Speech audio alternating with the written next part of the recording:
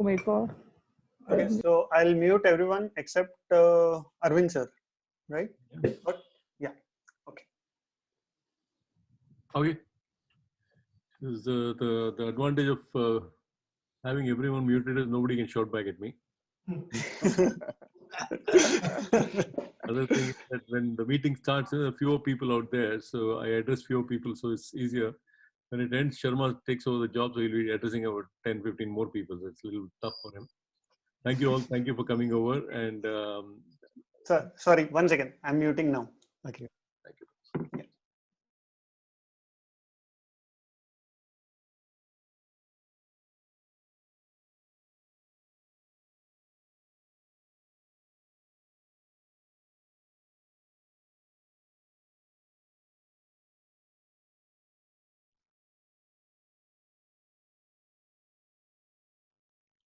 Can you hear me? Can you hear me? So thanks to all the TPS members who've submitted their pictures for the FIP competition. We had a very good turnout, and we've had all the senior members of the society who volunteered to do the judging and selection to submit for the FIP competition on behalf of TPS. Thank you all very much, and I'd like to thank Aditya Kulkarni in particular, because he's the guy who's driven this whole thing right and proper. Having dispensed with these things, the focus issue will also be coming up soon. It's in the process of just finishing off the last couple of bits and pieces, and I'm actually excited to look forward and listen to Mr. Narsimhan, who's also known as Nara to all of us. So I'm actually very excited to look forward to listen to him and see his pictures more so. So let's get started without much of a delay anymore, and over to Satyaprasad, who will take over and introduce and take the talk forward. Yeah, 1 second. Yeah, Satyaprasad and Narsimhan should be unmuted, please. Unmuted. Yeah, doing it. Yeah, can you, Satya, sir. Arvind, can you hear me? Yes. Yeah. Yes, sir. Yeah. Good evening to all. It's my pleasure introducing Narsimhan. So he's known as Nara, but I call him as Narasimhan. And I know him right from 2005, I think, where we made a trip to Sikkim. Is it so, Narasimhan? That's the first time we met in Sikkim? Yeah, Sikkim, yes. Yeah. So we made almost 2 to 3 trips, and we had a great time in Sikkim and all over Himalayas, Ladakh or Spiti or all over. And at that time, he used to carry one prosumer camera, I think. First trip, he was carrying one prosumer camera, and he was into IT sector. So the photography was only a part-time or just a kind of, time pass or interest or hobby. So then I didn't see him for next 5 years. Okay, after 2006 or 7, I didn't see him. So next time when I got in touch with him, he became full-fledged photographer, and he left his IT and he's dedicated his life to travel and photography.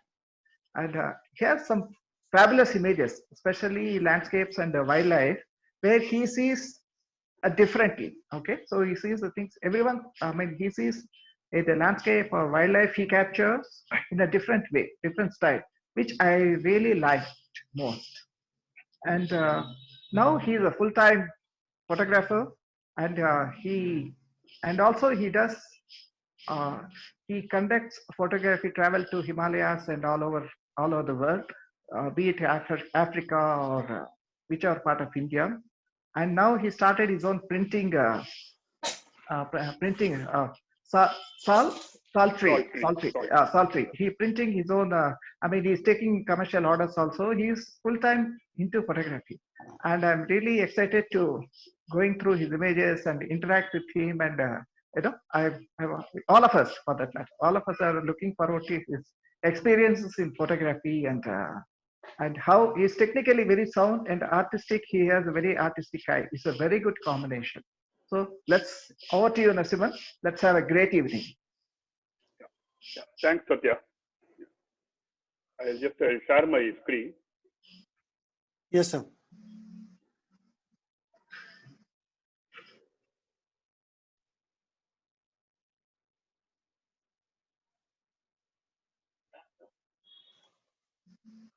Are you able to see the thing? Yeah. My screen? Yeah. Yes, sir, we can see. Yeah. Yeah. Okay. Okay. Thank you.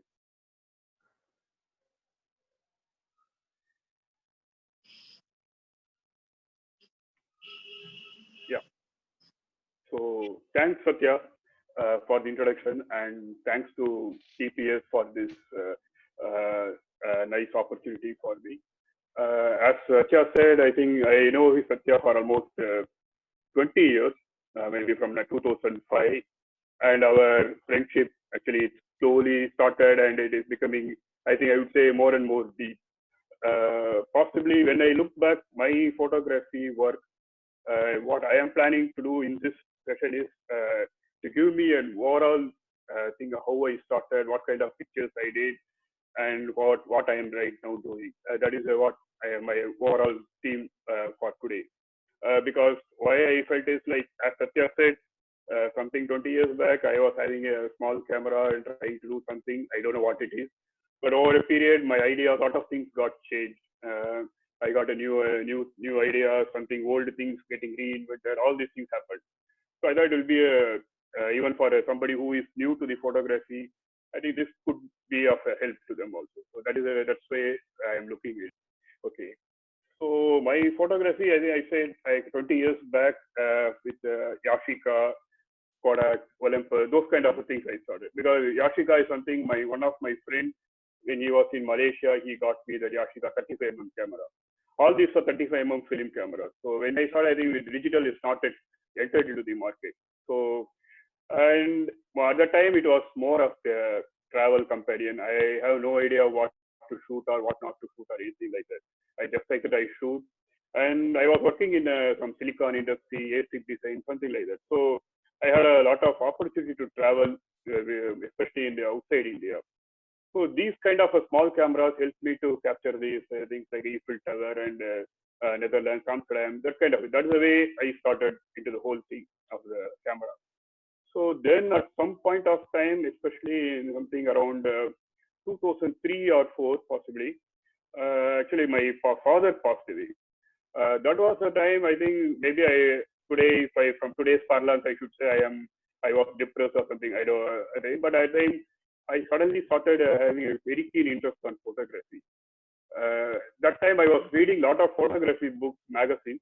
Then on I was not possessing any serious camera. Then the first camera I bought is like a Kodak 6490, that prosumer camera. I was using for almost 3-4 years. So then in 2005, I believe 2005 or 5, I think, I went to one better photography photo to Sikkim. That is where I met Satya Prasad. I also met Rahul Guga and a few Vinayak and few people. I think that is from there I see that almost for 20 years we have been in touch with each other, and have been doing a lot of photography talks, discussions. So many things are happening.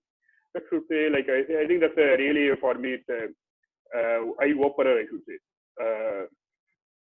That is from there only I started my thing. From then I did Nikon, SLR, so many things. Right now I am more using a Nikon cameras as well as the Pentax medium format.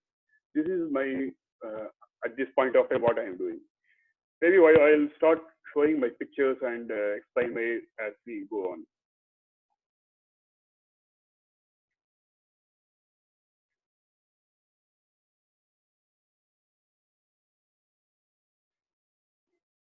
Okay. As I think I already told, like what I am photographing, like a simple documentation. Then I also did a lot of wildlife things like a species, bird, all these things are a part of my life. Now I don't think I am very much getting into this kind of a bird counts or life, those kind of wildlife things. But I am more now exploring my creative side. This is the way I look myself. So even though still I do a lot of wildlife documentation point of view, but that doesn't give me a real motivation. My more motivation is more towards the creative side, how to bring things in a different way, which that is what I look myself as a challenge.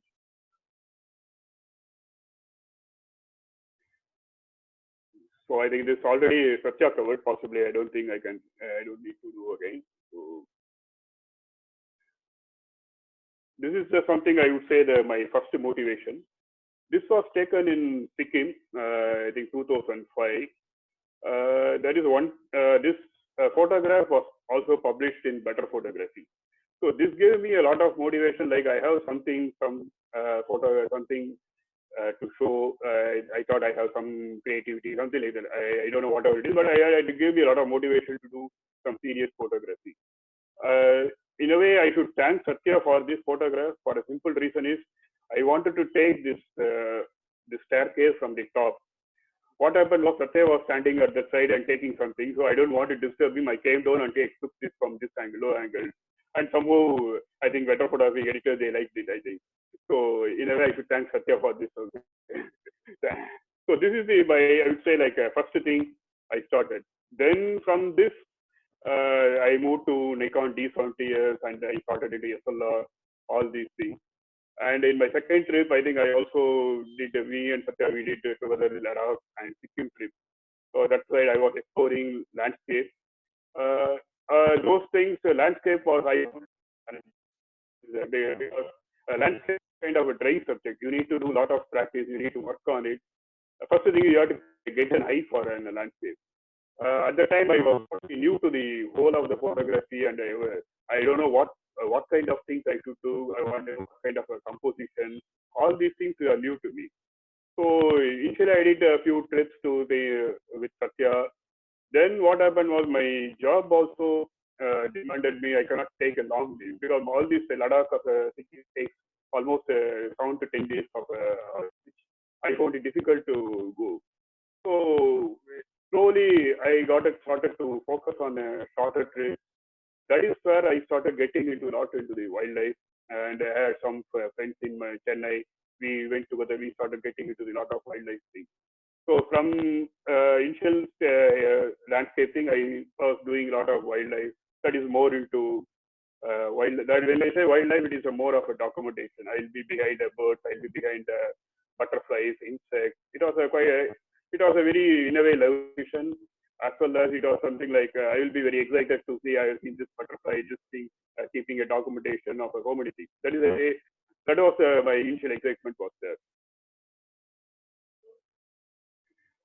Maybe to start with, this is something I like to say what Minor White has really, all photographs are self-portraits. Because when I look my photographs from last 20 years, it also shows me how I am growing, how my thinking is changing. In a way, I would say this is also my self-portraits of my thinking. So I really like this quote from Minor White. This is something when I was compiling my thing for this presentation, then I came across this quote. I thought it was very, very apt, right, to put that. Even I think this is suit for everyone when we look our work, how we liked, how we did something, how we don't like, and it will give us a overall how our path went. Yeah. Is the screen is clear, everyone? Okay. And this is one of the picture I took in Borneo. This also this is something during I think 2009-10. I got introduced into a lot of wildlife. I attended one Kalyan Verma's workshop, 2 days workshop on the basic photography. That is I think right now that's the only workshop I did attend from basic learning or something point of view. But I was very much hooked into the wildlife at the time, and he gave me ideas about how to take a wildlife, how to do the post processing. It was quite an interesting workshop for me. Then I went with him to Borneo, Valparai, and a few other places. And it was a good learning experience for me, not only from a photography, but also from a wildlife conservation point of view. Because in his trip, normally 2 of the scientists used to come. There's Divya Mudappa and her husband T. Shankar Raman. They have been now they're part of the NCF. They are one of the scientists who have been lot of involved in the conservation activities in Valparai area, and also they have some of their work even going towards in hornbill things in Arunachal Pradesh. They have in snow leopard in city. So many things they have. They have wide reach.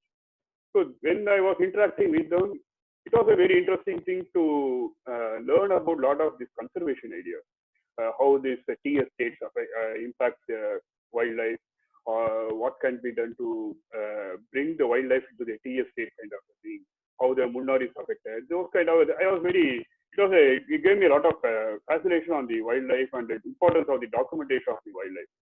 So that is where I started closely into the, I was very much attracted to the whole of the wildlife thing.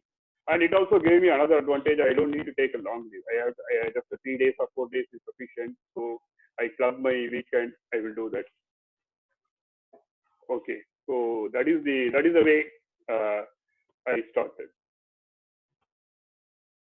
This is also from Valparai, not Valparai. This is also from Borneo. Rhinoceros hornbill. They are actually one of the endemic of the Borneo.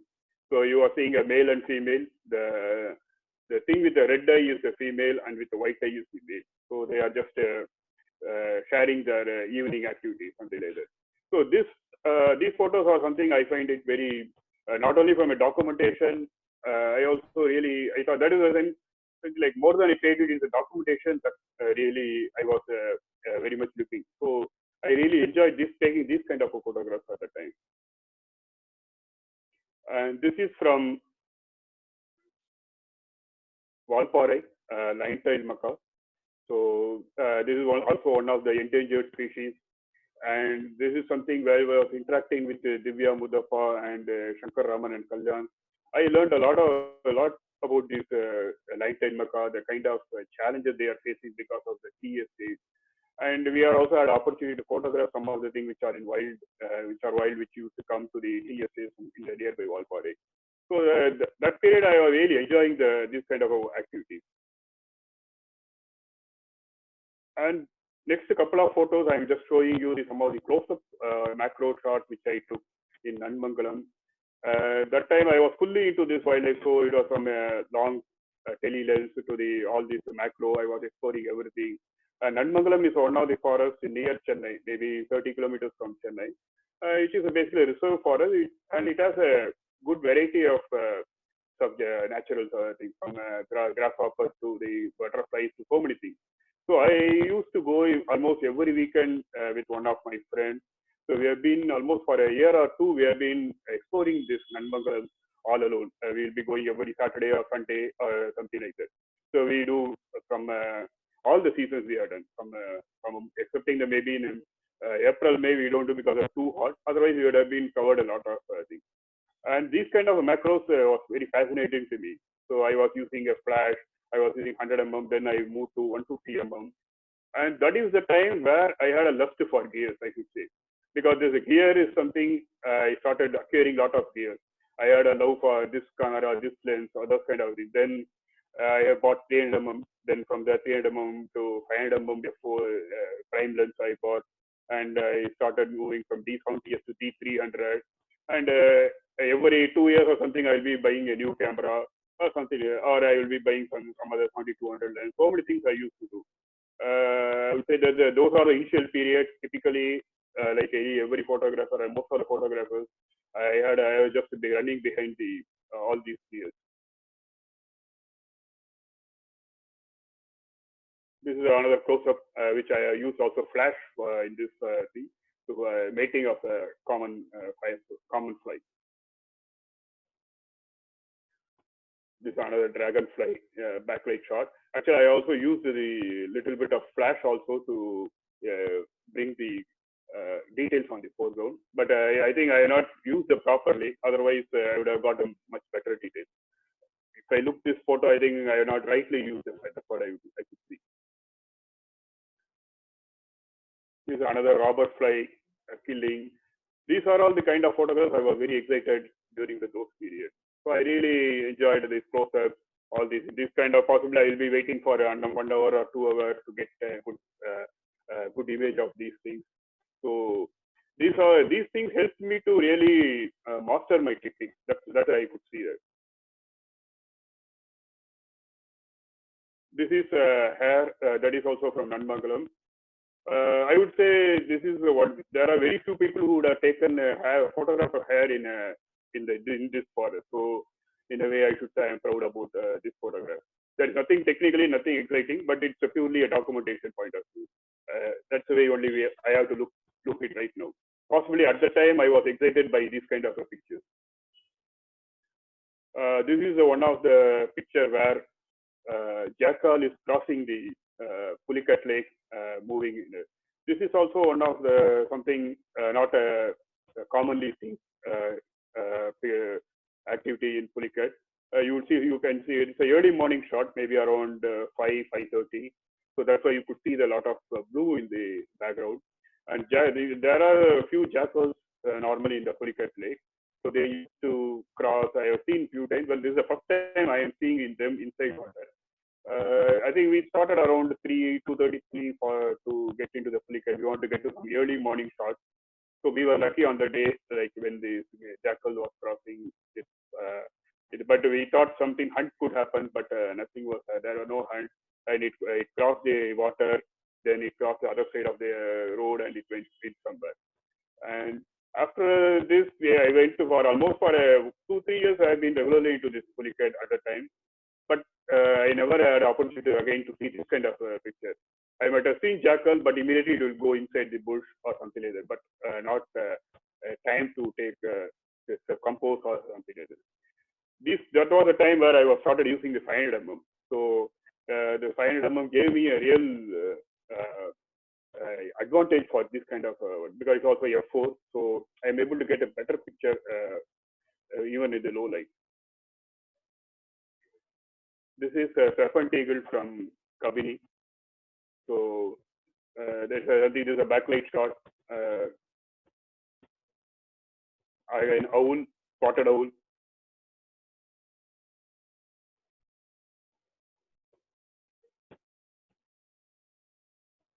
Purple hen. This is possibly one of the early shots where I want to try with some kind of a creativity. That should say that's the creativity I have at the time. I can say that. Possibly today when I do this, maybe I may do in a different way. I don't know. But at the time, even this kind of photograph itself is really excited me. And this is from Nanbangalam. This is one of the. This is known for this short-haired eagle, owl, not eagle, owl. So we've been doing a lot of documentation in this forest area. So in this, actually the owl is looking up. Actually, there are some crows are moving this way, and it is disturbing them. So one of the owl is just looking at it.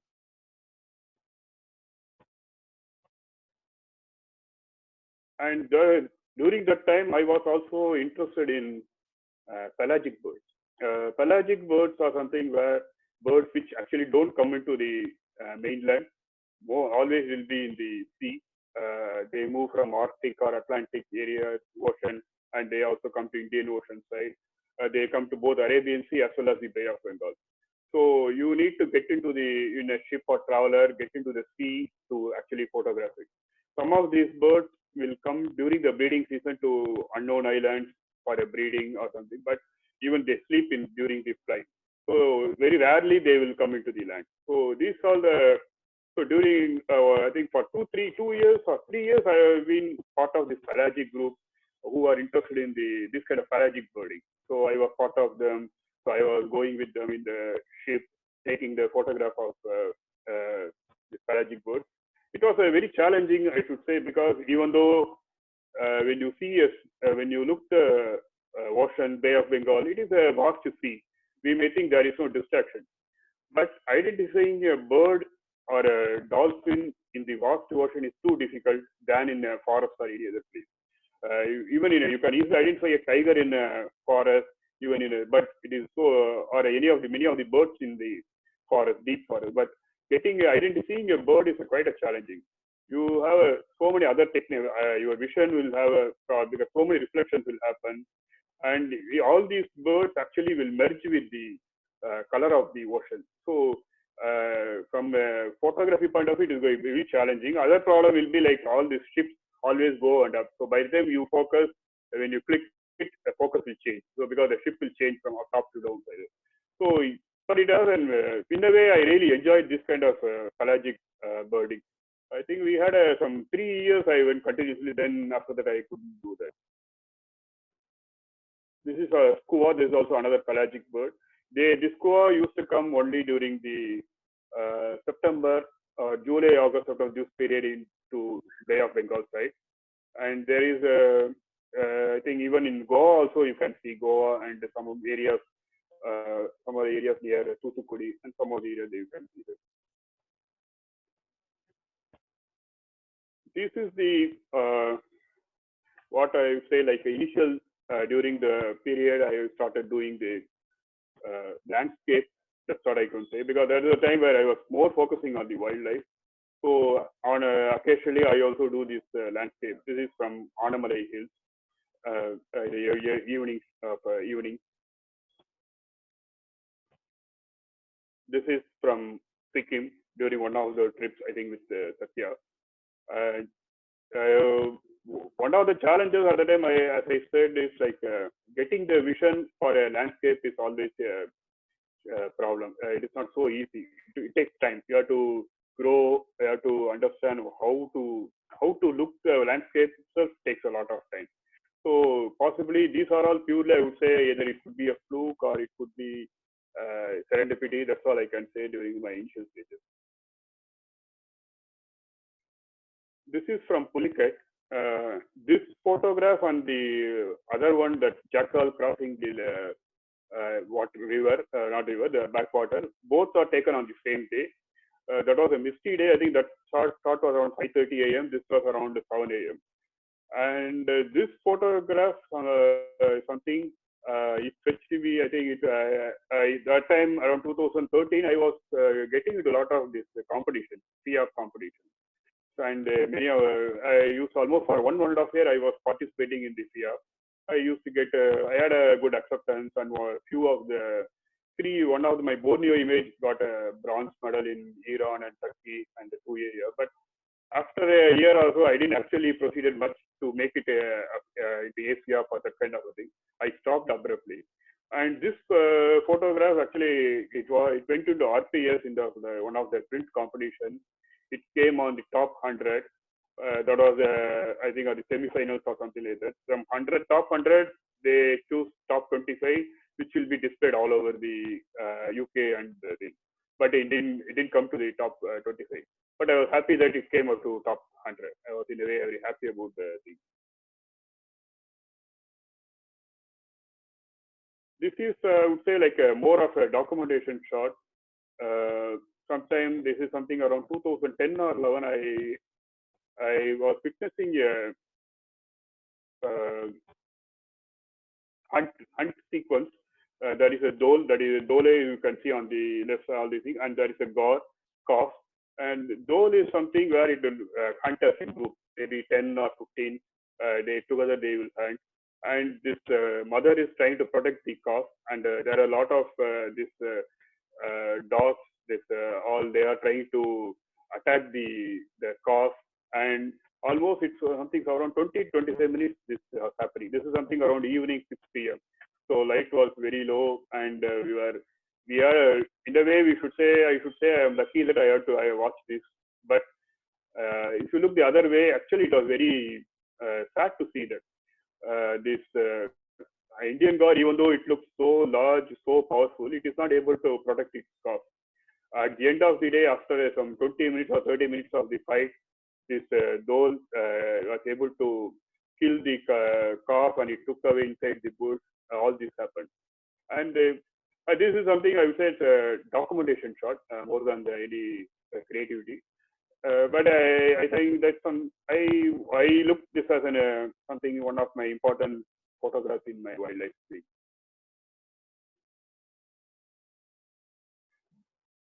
This is maybe I'm showing this as an out of focus. Possibly that is the time when I was fully into this kind of wildlife seriously. I never I don't show a picture which is in out of focus. I consider for me the short pictures are the most important thing. anything in out of focus, all these things, I would have rejected it or I would have deleted it. That is the way I was looking the whole of the wildlife. That is something got changed over a period of time. That's what I should say. Maybe I think this is something what Ansel Adams says. There is no worse than a sharp image of fuzzy concept. This is something actually maybe this words of Ansel Adams actually I could say like I can easily relate during the period of time. For me, the sharpest picture is the most important picture, most valuable picture. And from this, I'm just looking what I am getting is the next level, I would say. That's something like what I like from a little bit of creativity, it's also started to getting into peeking into that. So from the lot of wildlife documentation, birding, all these things, I started to look the whole thing little bit more creatively. This is something I would say maybe one of the, it all, even though there is nothing like abruptly something starts and something stops, not like that, but it is all gradually I am moving to the next phase of my photography. Like that's what I could see that.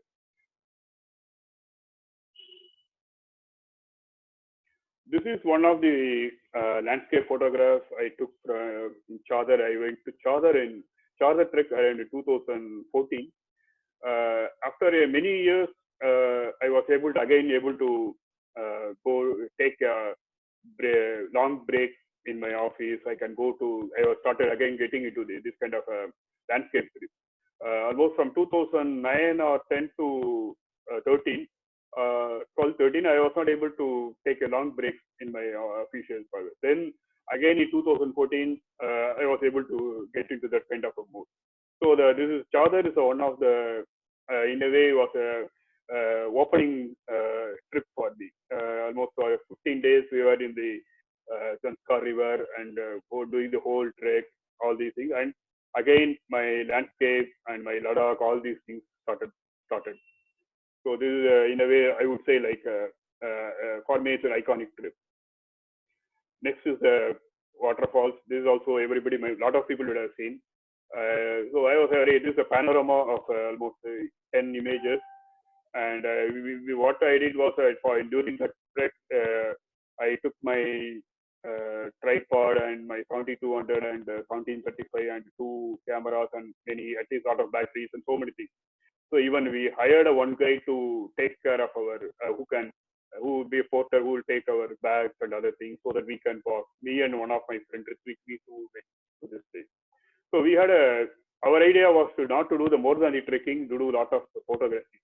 So in a way, I think we were able to achieve it because we hired people to take care of our camera gears. We were actually free to walk, and we are able to spend time on putting our energy into the creating images. So this is one of the I really enjoy this, not only the trip, this photography. And from there, I started into not only the landscape, I also started to getting into the seascape, getting it regularly, going into the beaches in Chennai. This is one of the things from Kelambakam. It's a long exposure. They use a leaf filter, almost, I think it's a 1 minute or 2 minutes exposure. So in the morning, so you could see the whole of the silky field.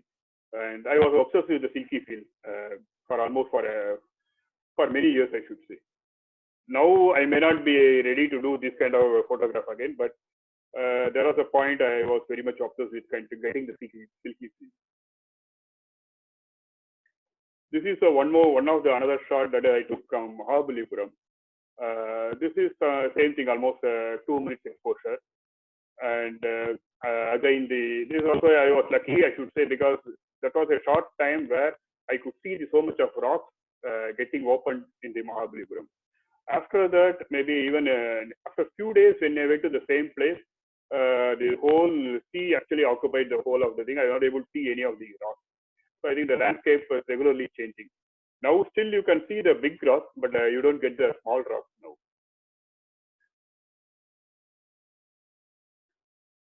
This is from Sikkim Gurzongmar Lake. Again, I should thank Ishwar for this trip, because but for him, we would not have made this photograph itself. And almost he got us a special permission to get into the place around 4 o'clock or something, early morning. And I think around 5:30, we are 5 o'clock. I think the first light we are able to photograph this. So I really enjoyed the trip. It was quite a minus 10 degrees would have been and it was heavy windy. And I think it was Ishwar, Satya was there, myself and few others were there. It was quite a really, we enjoyed the trip.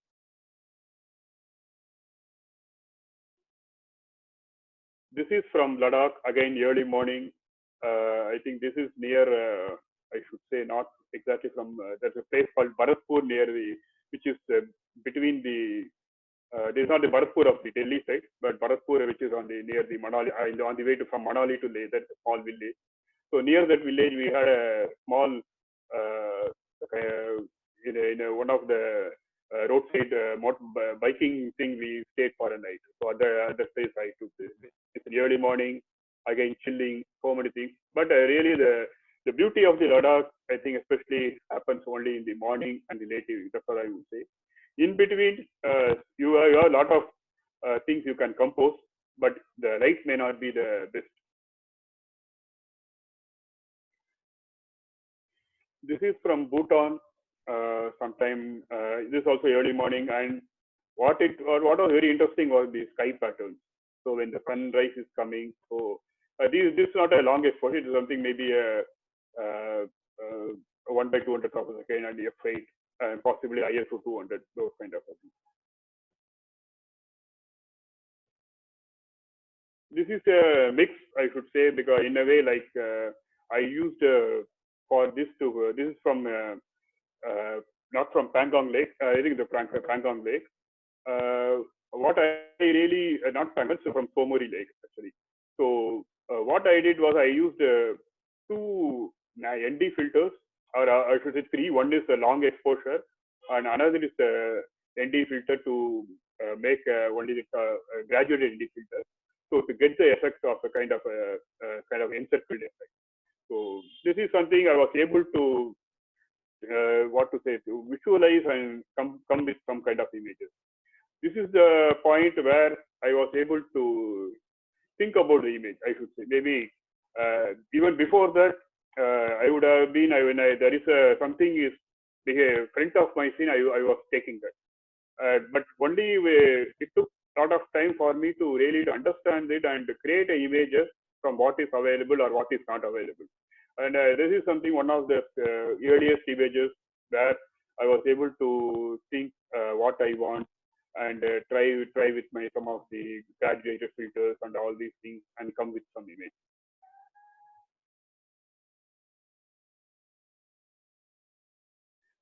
This is also almost the same thing, where actually I used a little long exposure, maybe not 1 minute, maybe 30 seconds or something to show the cloud, little bit of pattern movement and all these things.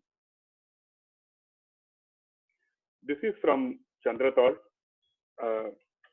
Chandratal is one of the, I would say, one of the beautiful place and as well as the most challenging place so far in Himalayas. It gives a very interesting lighting. When you go in the evening, actually light goes behind the mountain. So you will be most probably getting the silhouette kind of a thing. In the morning, actually, because it's a valley, so sun rises slowly around 6:37, light enters into the lake. So I was staying alone in this place for 3 days. I stayed in a tent, and morning I'll come to this place and do some photography and go back around 9 a.m. to the tent, and I'll roam around near the tent. Then again evening 4 o'clock or 5 o'clock I went. This is something I did for almost 3 days. Then I think on the second day I was able to get this kind of image. Basically, what has really happened is something around maybe around 8:30, 8 o'clock or 8:30. There was a lot of sky movement was happening, and because of the sky movement as well as the movement of the sun, you can see a lot of shadow patterns start to exhibit itself. And this shadow pattern is what possibly I was lucky, I should say, and I was able to bring that kind of rocket kind of a thing, shadow. So, and this is also a long exposure shot. so that I could get both the reflections of the mountain on the water.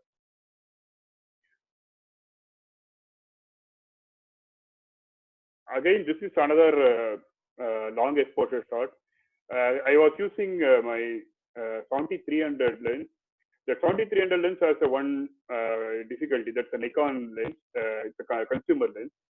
Beyond 250, actually, the image becomes soft. It doesn't give you the sharpness. But I like that feel because it gives me some kind of a softness into the mountain.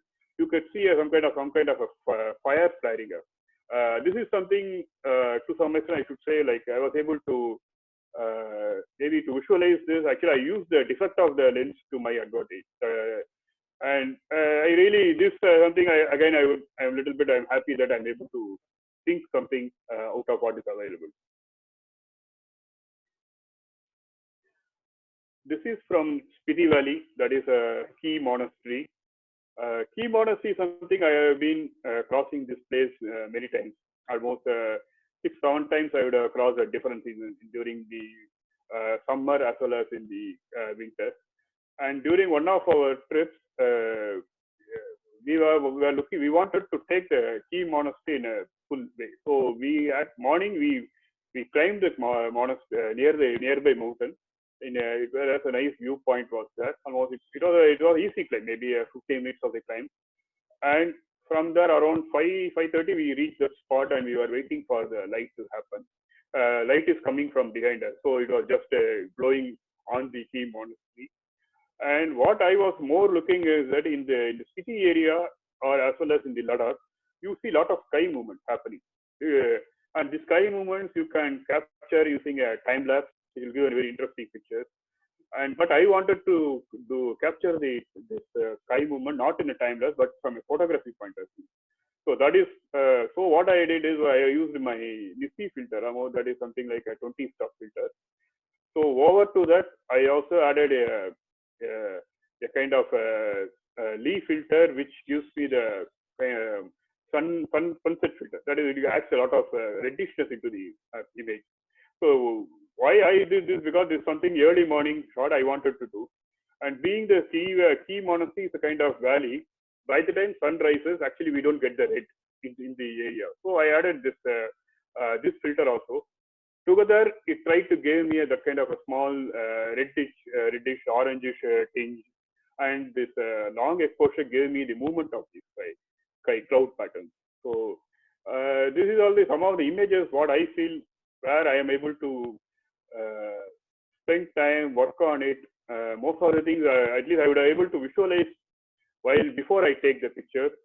Possibly in the post processing, I have to do some cropping or a little bit of improvement. There are some other images I should say where I would have done really on the post processing than on the during the taking the composition point. This is from Jim Corbett from a jeep. Again, this early morning, or maybe 6:30 possibly. I think in the January, so you see so much of mist happening, and almost for 3 days there were no light while there were in January, sometime not last year or before that. So on the third day on the jeep, we were able to get some kind of a mist, some kind of a light, and this kind of a glow effect.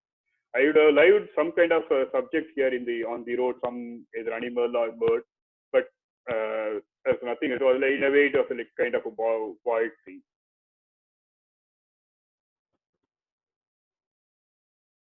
This is also from Ladakh, possibly on the way from Leh to Manali, in one of the places. I think somewhere near Bharatpur, and we were I think in the Ladakh or all these places. Evening is one of the time or morning where you can get a very interesting light.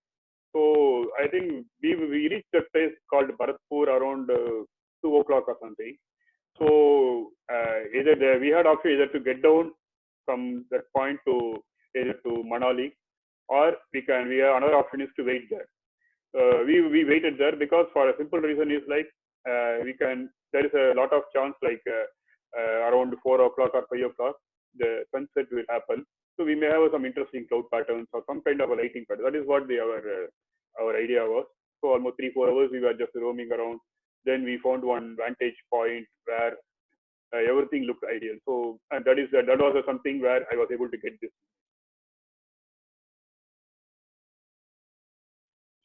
And now a little bit of moving to wildlife. So this is also the time where I started my wildlife in not just purely from a documentation point of view. Also see how I can move to the creativity, how to get into the creativity part. Possibly these are also, I would say, some of my earlier images where I was experimenting. Something did work, something did not work, like that. For example, this photograph, it's basically a backlighted photo. I was using my 500mm little away, and I was able to get the whole of the image, the whole of the thing where the peacock is trying to woo the female, which is on the other side. So if I have been in my documentation mode, possibly I wanted to go to the front side and take the shot. That would have been my idea. But I think over this period, I think I started to like very much the light from a backlight point of view, not from a front light. And this backlight is something where you get a very interesting characteristics of a subject. So this is something. These are all something I think I learned over a period. I think it could be, or I have seen so many photographs, or whatever it could be, or it is breaking my own. That's all I can see. Okay, this is from Bikaner, vultures sitting, and again this is also a backlit shot, early morning around 7 a.m., 6:30 to 7 on a misty day. You could see so much of light, and also so much of sand is moving, because there are almost 100 vultures were sitting there, so they were all moving, and all these creates so much of fog and sand movement.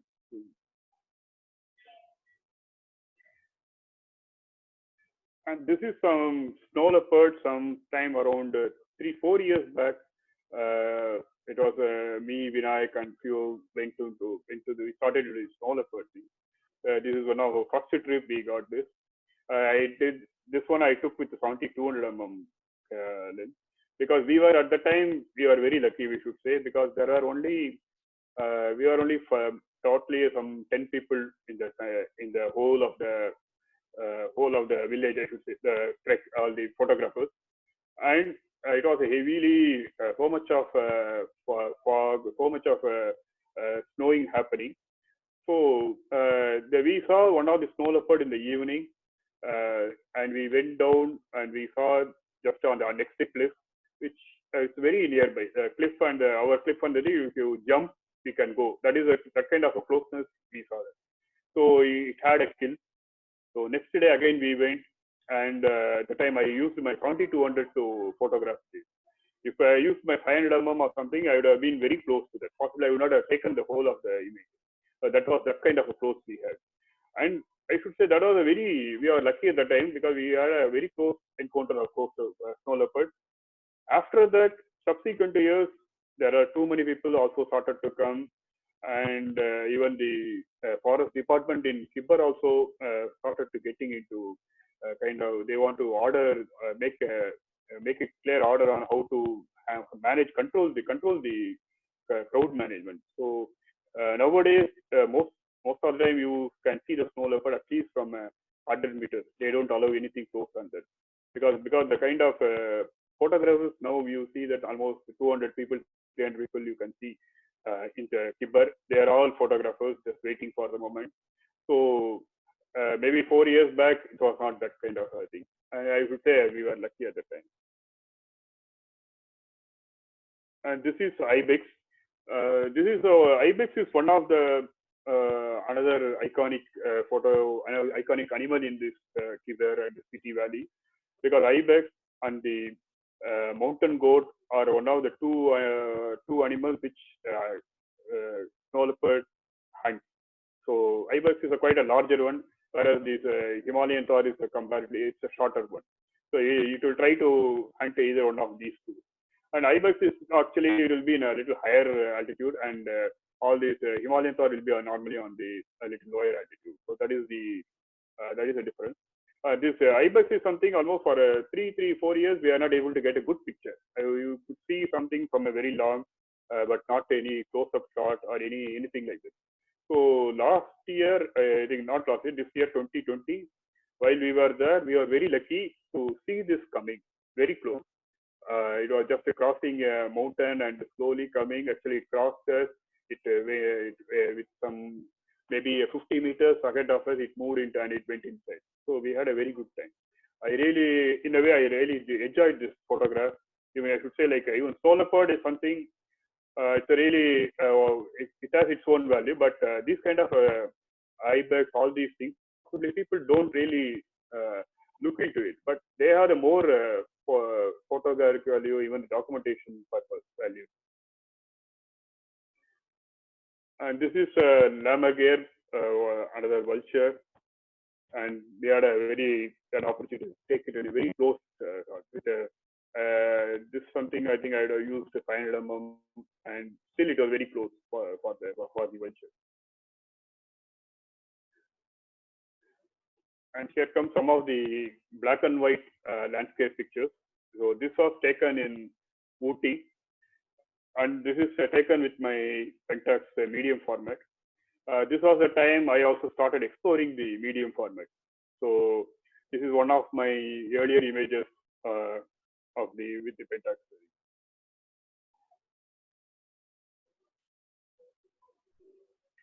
This is from Bharatpur, just during the monsoon season. The patterns, especially the trees and the shadows, that is what I really liked it. And during the photographing itself, I thought I should make it in a black and white for a simple reason is there's not much in the color. It's all too much of green and it's all a lot of shadows are there. And I don't think the color image would have made any real impact on this. Again, another shot, this from a medium format of a Jim Corbett. It's a long exposure of a Pangong Lake. Actually, what you see is actually ice. I went to Pangong sometime in April 3rd week, so it's fully covered with ice. It's a small, with almost 90% was covered with ice. So a thin crust of ice. So this something I thought I should do a black and white for a simple reason that is only a sky was totally blue and I didn't see much of the interest in the sky. This is from Spiti Valley, almost the same area in two different seasons. One is possibly in the summer, another during the winter. The right side is something during the winter. What I did is a hiking image. So maybe in the month of February, so much of snow, and I purposely did a hiking to bring the only the water movement and some of the patches of the land.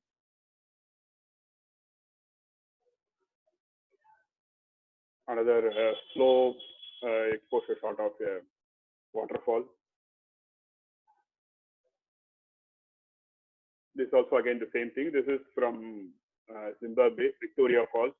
So this is from the Victoria Falls because we can take this Victoria Falls either from the Zaire side as well as from the Zimbabwe side. I took from the Zimbabwe side.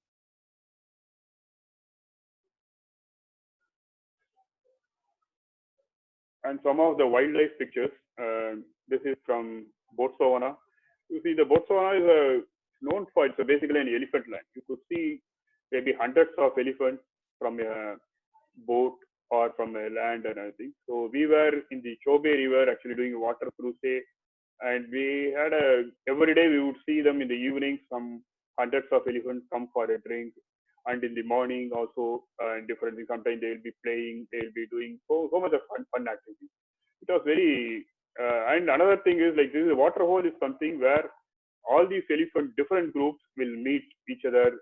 So you could see them greeting two different groups greeting each other. Maybe if you see that one of the two elephants showing its trunk, actually it is trying to greet another group of elephants which is already there. I think it's a kind of a meeting point, a club kind of a thing, environment for elephants. this is from Ambosli.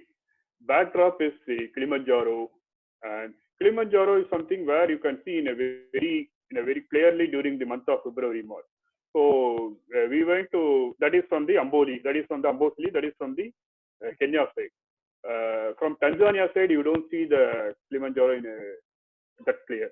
So we were doing an Ambosli trip combined something that was into last year. So this is something where I was able to get both the elephants crossing as well as the Kilimanjaro at the backdrop. I was looking for the other way, like where elephants, just a single elephant or a group of elephants walking towards us, line where backdrop is from Kilimanjaro. This is something Nick Brand has some kind of similar image. But in our trip, we didn't have that kind of a chance. But still, I was happy that I'm able to get very clearly both the elephants and the Kilimanjaro. And this one I took with my Pentax 6 medium format camera. Again, this is also from Ambosli. You can see the just two set of elephants happily enjoying the family. And this is another from Ambosli. This is called Tim, one of the oldest male elephant. It died this year around Jan due to old age. So we took this in last year around February end or March sometime.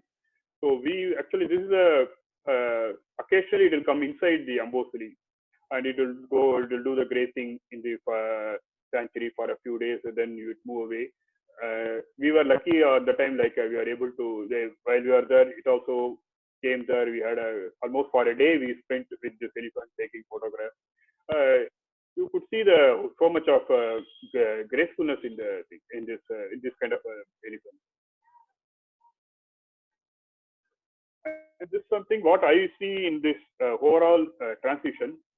This is what the psychologist Mihaly told in one of his books, Psychology of Optimal Experience. The best moments in our life is not sitting alone or leisure, but challenging ourselves to get into the next level. And my trips to places like Ladakh or the snow leopard, all these things pushed me in physically. It was quite an enduring trip, and also it is also gave me a lot of challenges for me from a visual perspective, from a mind perspective to work on the new way of breaking my own boundary. So in a way, that is something what I think is the most important thing in our life. Otherwise, you do the same thing repeatedly, I think you get bored and you will not be able to enjoy the life. I really like this quote from me.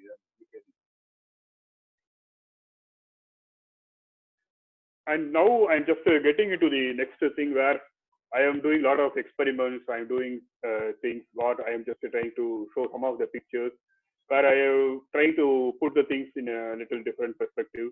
Something may be interesting, something may not be interesting, but experiment is something what keeps me moving. So irrespective of whether anyone likes it or not, I think the first person is I am the first person who does it. I am my own audience for this. Then comes the other people. So this is I think I took from Goa. So it's a long exposure. I like that stone that coming that kind of thing. So that's what I would say is a metamorphosis. What the end it will going to come, I still don't know. This is right now I feel I am maybe in the most probably this kind of a metamorphosis stage where I'm trying so many things. What it really ends, what it doesn't come, even I still don't know. But the process will continue. And this is something. These are all the images where I started using a little bit of wide-angle lenses frequently. This is Sigma 15mm lens, kind of fisheye lens. So during my initial stages of my photography, I would have used 100mm or 150mm, go for a very close, take the texture of the lizard. That would have been my idea. But at some point of time, I wanted to look the whole thing in a little larger perspective. I think this is what right now I am in. So these are all some of the images where I started getting into that kind of experiment. This was taken in Thar Desert. This is endemic species. Again, this is from Jim Corbett, where a male and a female family, and both are just meeting and crossing each other. And this is where I started getting into my from my 500 mm prime lens to 200 500 mm zoom lens. Almost for 10 years or something, I was mostly using 500 mm prime lens. Prime lens gave an advantage. One of the biggest advantages is fast focusing and one of the best optical quality. But the challenge with 500 mm, I felt it is actually puts me in down on the composition point of view. This is where I started exploring again with my 200 500 mm. When I started using 200 500, I was able to compose this wildlife in a better way, the way I wanted to do that. For example, this same photograph, if I used 500 mm, possibly I would have taken only one part of it or half part of it. But because of 200 500 mm, and I was using my focal length was set to 200, I was able to bring the whole image, whole of the thing into the composition. This is something, the next step I was getting into. Again, this is with my Pentax wide angle lens. Possibly, if you look the whole thing, it just shows not only the tiger on the whole of the tree where it is sitting and the way the whole thing, the whole of the forest is sitting. And this is something what I started liking. I maybe now, if you look, I may not be very keen on getting a tiger fighting or action shot. It may not be as motivating to me than some kind of where it gives me overall not only the habitat shot, but it gives the real grandeur of the forest.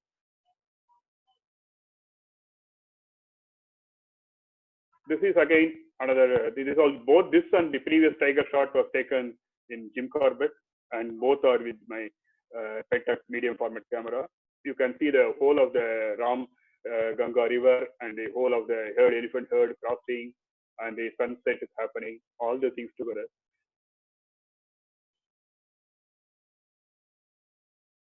And this is from Masai Mara.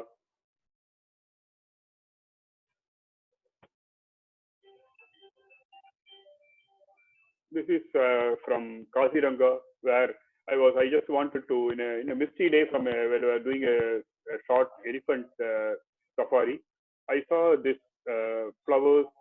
They are alone a little bit not only clear, and it was a little bright. The sun was just hitting, so a whole place was fully misty. And I had to do a little bit of post processing to bring the certain details into the image. And this, I would say, a lot of post processing has been done to bring the effect, what I wanted, what I desired. Again, another over Indian red style. Possibly, you can see this. Basically, I would say this is a habitat shot, but you would also see the whole of the place. This is taken in school. You will see the snail, the kind of place where it lives. So these kind of images I started liking.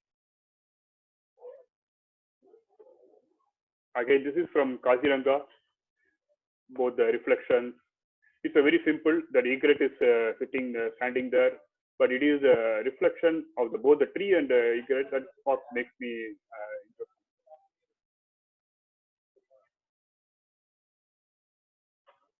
This is from Dudhwa. So on a misty, so much of mist, and there was only one peacock on our way, where it was taken from a jeep.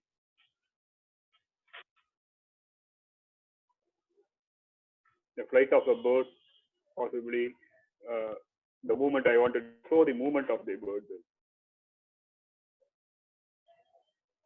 Again, Kaziranga, where I want to show how the grandeur of the forest, how the rhino and the forest they share the thing. That's something what I was thinking, because you see in Kaziranga you see very tall trees. This kind of a trees even you can see even in Corbett, but when you come to places like Tadoba or Ranthambore, you don't see this kind of a tall tree.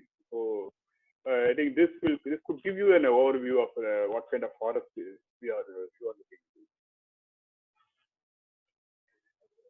at. Again, this is from Masai Mara.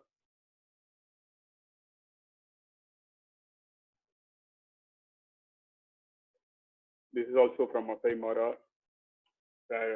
You see the sky. This kind of thing. The sky was something what very interesting. With so much of patterns, and there was only one single giraffe. Just I was able to get the whole thing and crop it to make sure that there was one more giraffe or a little on the right side towards the far right. But anyway, during the cropping, I removed it. This is a giraffe where I took with my 500 mm basically. This was from Masai Mara, where I was from a vehicle. Giraffe was standing little away, and with my 500 mm, I was able to make it small and bring the lot of sky behind, so that giraffe looks small. So that is the way I composed this.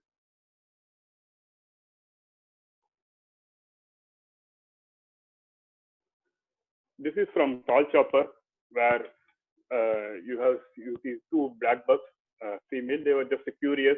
It was a misty day, sometime in December, so they were all curious to see. Few of us were standing, and I think what I did was I just kneeled down a lot, and I wanted to bring the lot of foreground this grass, so that I could get the full of the bush and what kind of the bush and the whole forest I want to get into, the whole grassland I want to bring in my photograph.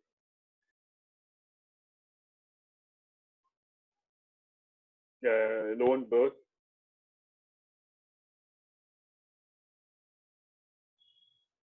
Again, this is from Botswana. Elephant, a frame in a frame, what we can see.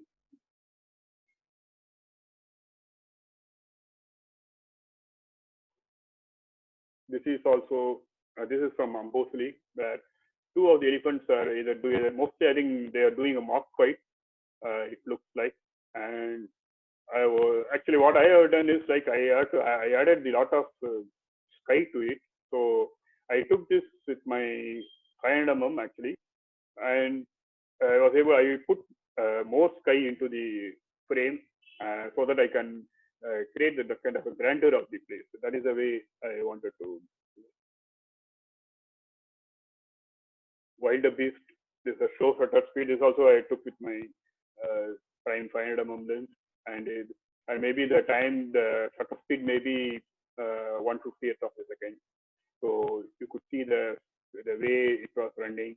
The main idea was to capture the motion. This is also from Tall Chopper, black buck.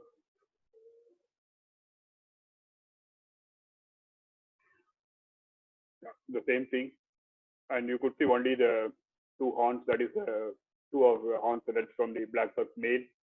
It is fully covered with the mist, so all we could able to bring is only some kind of a symbolism of the black buck.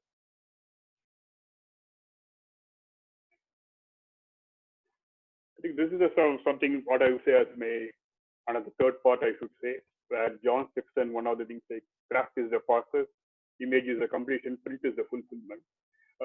This printing is something I started sometime around 2011 or 12 with one of my earliest Epson printer.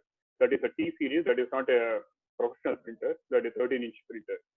The problem with that printer is you don't have a lot of profiles. It is only a cut sheet you can take, and there is not much support even from the Epson for many of the papers, or all third-party papers also you don't get. So I started trying with this, but whatever I tried to print, it really did not give me the kind of proper image. The colors were either too deviating, or I'm not able to. It has only 4 colors, TMYK. So I was not able to get any real progress in that. But it gave me an idea about what the printing is like that. Then after a few years, I got another professional printer through one of my photography society address. So that was something where I really started into the printing, understanding the printing, what it means. And one of the side of the printing is I was able to come with a better composition. This is something I started really when I do with the different papers, which has a different texture. I was able to look even some of the subjects where I can sometimes what I see in a landscape, I will say like, okay, I can take this image of a landscape. Possibly I can print in this paper to bring the texture. So that will be overall it will give me a more fulfillment. That was I started. That is something that is kind of a process started coming into me. Possibly otherwise I would not have taken some of the images what I'm going to show here. This is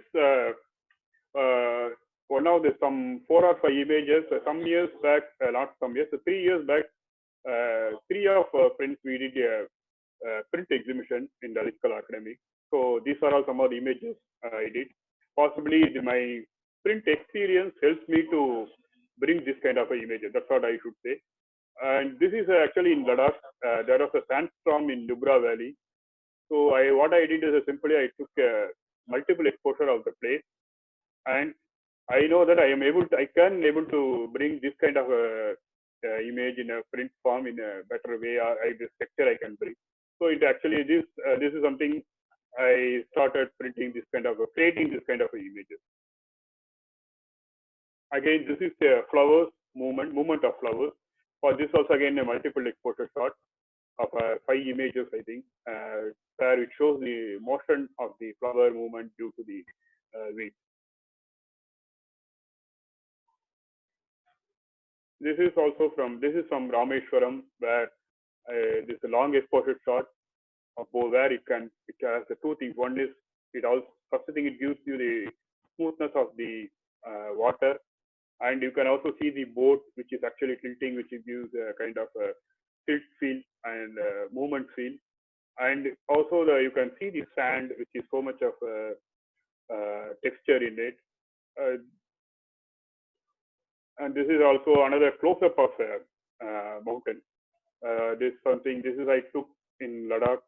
What I was very much attracted is the kind of patterns it has, and the way because of the frequent flow of snow and water created a long-lasting pattern into the mountain.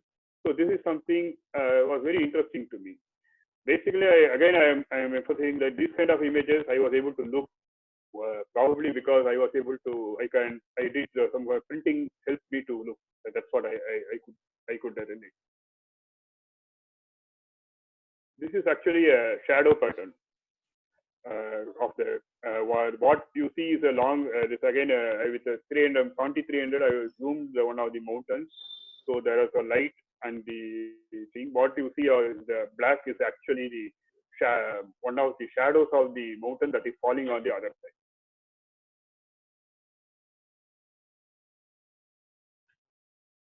Again, this is a flower, a close-up of a flower, and using a textures, I was able to create this kind of photograph.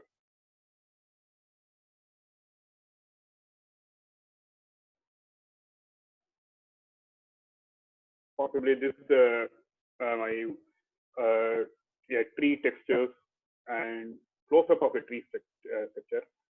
And what I really see is like this is some of the images what I started doing of last 2-3 years.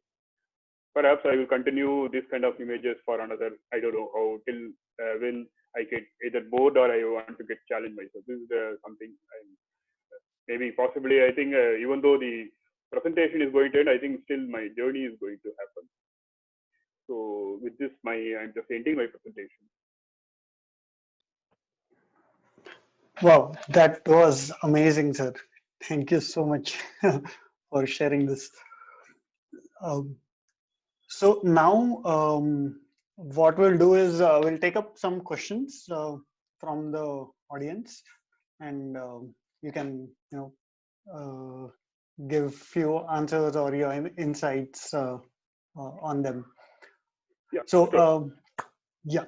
So all the participants who are here on the call, if you have any questions, please write them in the group chat, and I'll pick it up. A lot of appreciation for the work, sir. Everybody is like, uh, they're just commenting, saying beautiful, surreal, awesome, incredible. Uh, a lot of images, and I personally found the backlit images to be very mesmerizing to me. Um, so I'll quickly look at the chat.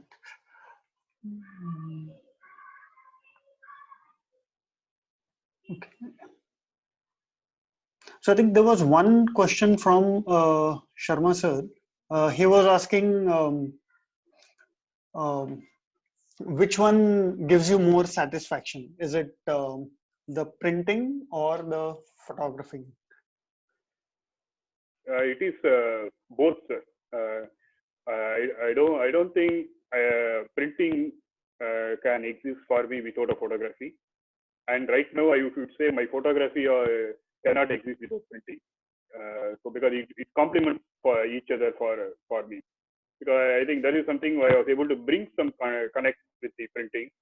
So in a commercial way, maybe yes, printing may be more successful, but still the with the photography and printing together, this what makes me.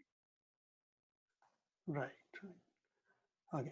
So another question from Rahul is, can you please throw some light on various types of papers available for printing?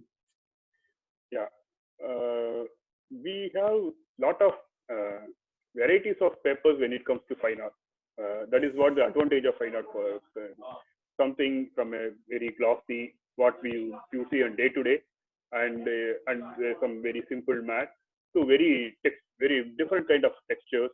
And some of the textures actually, see for example, if the sky is very flat, there are papers which have so much of texture, where when you print in that paper, actually the textures add some kind of a details to the sky, so your print look very interesting. Which if you the same picture, if you try to print in a normal matte or a glossy, it may not look as interesting. But in a textured paper, it looks very interesting. And similarly, if you have a lot of details on your subject, sometimes the texture can become a disadvantage for you. It will create a maybe too much of contrast feeling. In that kind, a simple photo rag is more than sufficient. Or if you want to have a glossy luster or a glossy thing, it will bring a very interesting thing. And we also have something called metallic paper. That is a very interesting paper. It will give a kind of a shining. It has a gold or some kind of a metallic silver kind of a shining. It's a part of the paper. So if you have certain images, say for example, one of my vulture, that image like Lamagir, which is flying, the background is snow. I printed that in a metallic paper. So what happens is the snow feel is getting reflected when you hold the paper. Snow feel will get reflected. So you really start liking that. Actually, it will try to create the same similar scene to you. So this is something I feel is more fascinating.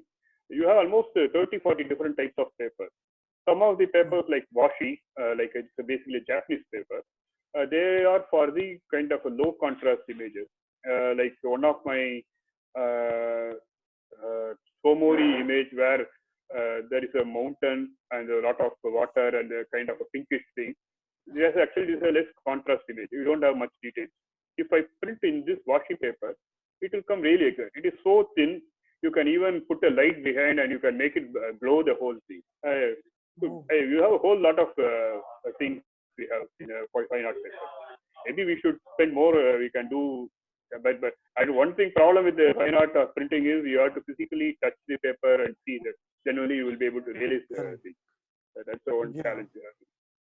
Yeah, and I think if you print the same picture on different types of papers, then you will kind of know that which one looks better or which one you should go for. Yeah, that's true, and it's also on the personal choice. Say something. If we, say for example, if we do for some competitions or like a simple exhibition where many people are participating, we cannot have a lot of choice because it will not work out. We can do it in a simple thing, but if somebody wants to really explore, they have to spend little time and see how it looks on different papers, and they should they do for 2-3 times what they like and what they don't like. It's a exploring process for themselves. It's one own self. We have to explore ourselves what we want and what we like. So it will take time. It's a kind of cutting your onion. So layer by layer we have to remove and we will get into the root. Yeah, true. Right.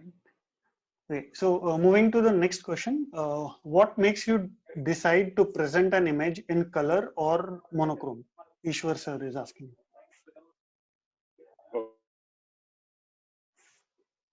Things will be sometimes I will decide even before taking the picture I want to do in monochrome or color.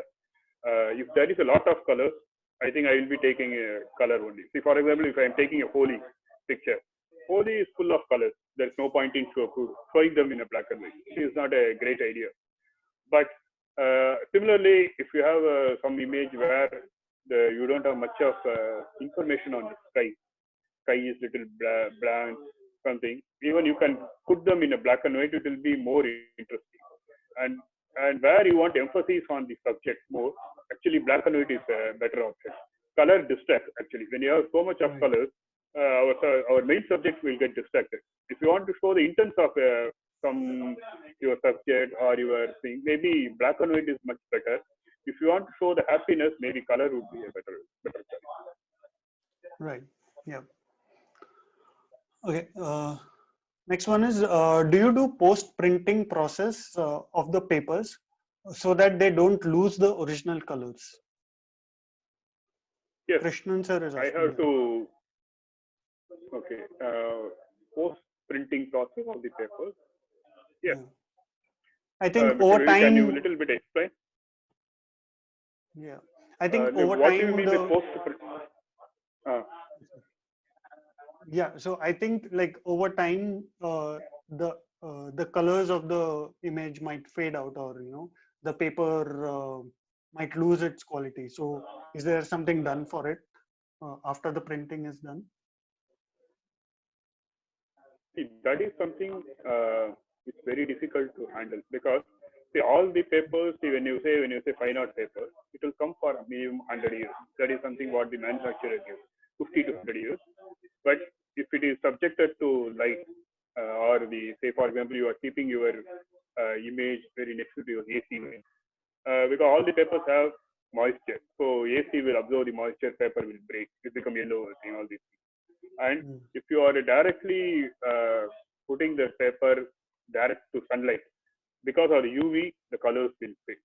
So for this, there are ways to protect it. There are sprays which will help to increase the yield, and there are glass like UV filter glasses are there, where when you put that, that will increase the age for at least for 100 to 200 years. Typically, black and white paper with a fine art quality, archival quality the paper when you printed archival quality paper, it will come for more years than a color, same color. Because the black and white, black ink has a longer, its longevity is high. So the Epson itself says it can easily hold its colors, the black colors for more than 150 years. So if you are putting in a black and white, and if you are able managing it properly, it will come for a long. Otherwise, we have to do certain spraying, all these kind of UV filters, all these kind of techniques. Got it. We provide this kind of option that's for the customer to choose. Correct. Yeah. Again, another question by Krishnan sir. Have you tried picture transfer to other medium like clear acrylic sheets, glass, wooden boards, etc.? I have tried with metals, but right now I'm not offering them anything for a commercial reason because it has an impact on the print life. The printer's life, not the printer, the mechanical, the physical printer head, all these things can get screwed up. So my printer I will not be able to do, but there are some other printers which can handle this kind of medium. Right now I am only doing with the paper. Okay. So Ishwar sir is asking, how about in a low contrast situation? I think it was related to the previous one where you were talking about printing a low contrast image on a Japanese paper. Yeah, Yeah. I think So that is what? something. So what if the image itself has a very low contrast? So For will that, that is a for that only I would say that washi paper, that is Japanese paper, that is handmade paper, they are more suitable for that kind of thing. If you have so much of details in your picture, that paper may not, that doesn't look interesting. But because they have certain kind of a texture, yes, it is not a real very hot texture, but it brings you the low contrast into the light. okay. So okay. So he says, how about about the color and monochrome part? Uh, when In you're the same presenting it, paper, okay. just for presentation between color and monochrome, if a image is of low contrast, so which one would you prefer then?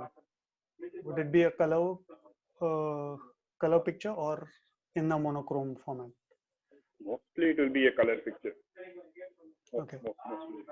Yeah, and I think it depends on the picture as well, like what kind of mood and what kind of story do you want to show. Yeah, that's Yeah, true. Yeah. yes. All right. I think that's all the questions that we have. I'll hand it over to Satya sir now. Second.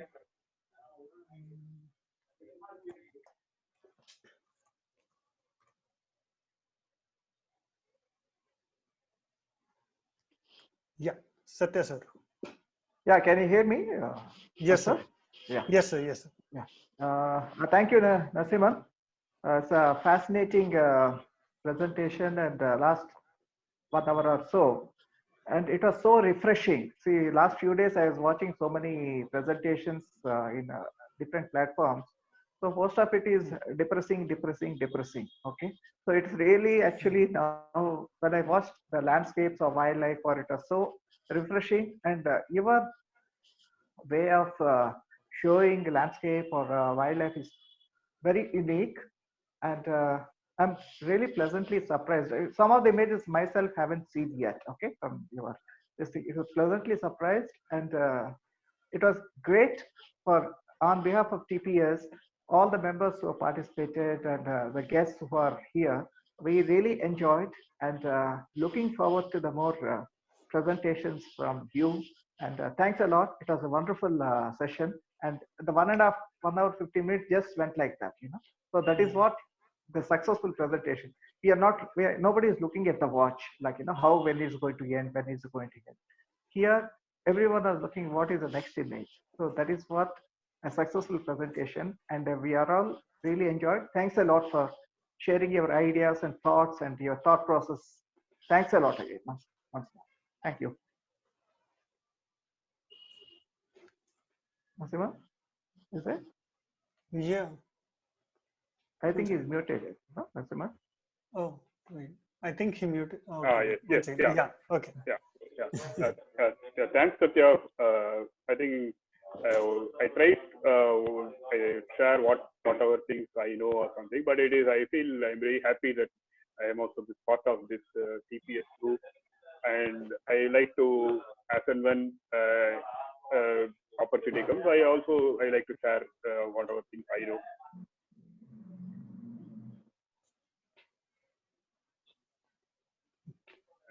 Thank you for this opportunity. Thank you. And next time when you are in Hyderabad, you should come attend. Hopefully, in near future, we'll have physical meetings. So whenever you are in Hyderabad, you should attend. Okay? Yes, sure. I will do that. Yeah, sure. For sure. Yeah. Okay. All right. So I'll end the meeting for now. Thank you so much, sir, for sharing your work and sharing your ideas and thoughts. It was really amazing. Yeah. Yeah. Thank you. Thank you so much. Thanks, everyone. Thank you. Yeah. See you in the next meeting. Yeah. Okay. Bye. Bye-bye.